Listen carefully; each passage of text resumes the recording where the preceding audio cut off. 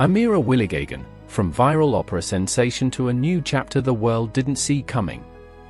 When Amira Willighagen stepped onto the stage of Holland's Got Talent in 2013, she was just 9 years old. There was no dramatic backstory package. No massive marketing campaign. Just a young girl announcing that she would sing opera. Within seconds of beginning "Oh mio babino caro," the atmosphere in the room shifted. Judges who had expected something cute suddenly realized they were witnessing something rare. Her pitch was accurate. Her breath support was steady.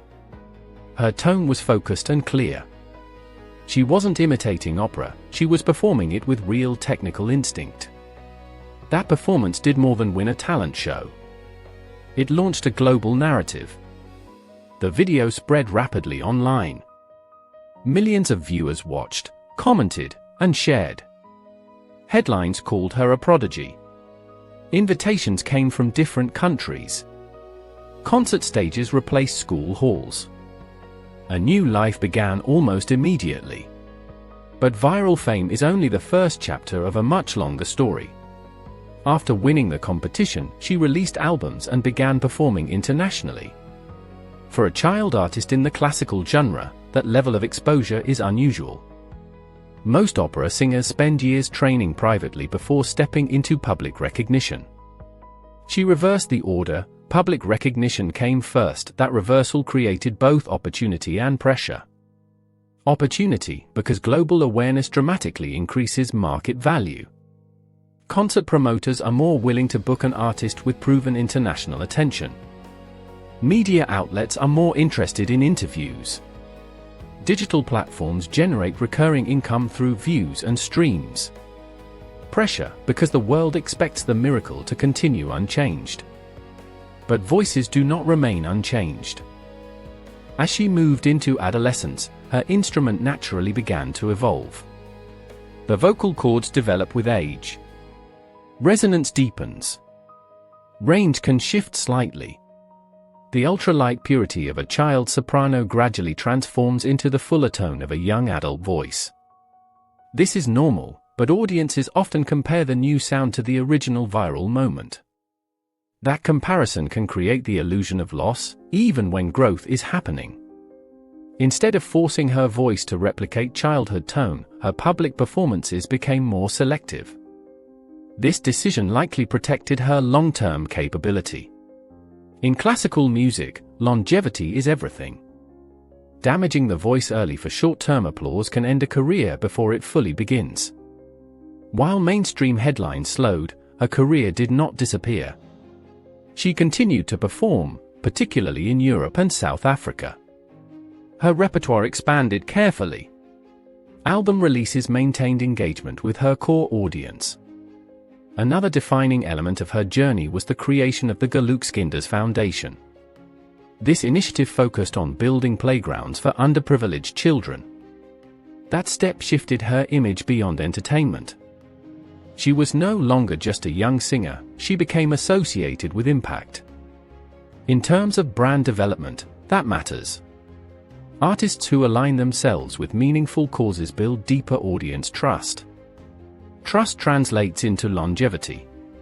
Longevity translates into financial stability. Financial discussions around her career often remain speculative because exact figures are private. However, early career revenue sources likely included competition winnings, recording contracts, international concert fees, licensing agreements, and digital platform monetization. Each of these streams, when managed properly, contributes to cumulative wealth rather than temporary income spikes. Unlike many young celebrities who pivot aggressively toward mainstream pop or social media influencer culture, she remained largely within the classical space. That choice limited constant viral exposure but strengthened artistic credibility. Opera audiences value discipline and authenticity. Maintaining that reputation can provide steady performance opportunities for decades. As she matured, the central question shifted.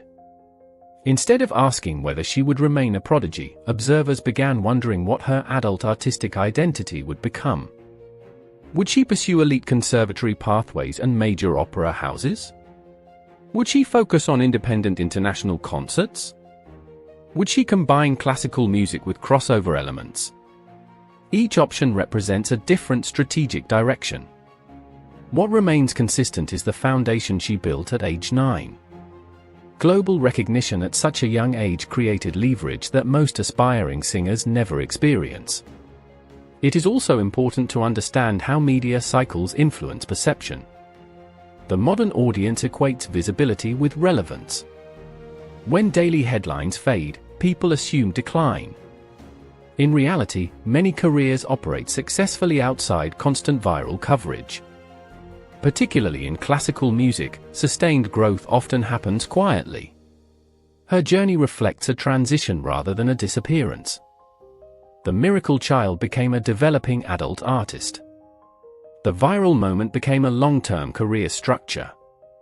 The explosive spotlight softened into measured progression. There were no public scandals. No dramatic collapses. No reckless lifestyle headlines. Stability rarely generates sensational stories, but stability builds enduring careers. Today, her story stands as a contrast to the typical rise and fall narrative of early fame. She did not chase every opportunity. She did not overextend her instrument. She did not abandon her genre for quick commercial gain. Instead, she evolved. The world first saw a young girl surprising judges with operatic brilliance. What followed was not chaos, but controlled growth. And in an industry where early fame often burns out quickly, controlled growth may be the most impressive achievement of all. And also, if you enjoy this video, please subscribe and comment for more videos, and please share the video. Thanks for watching. See you in another next video. Peace out.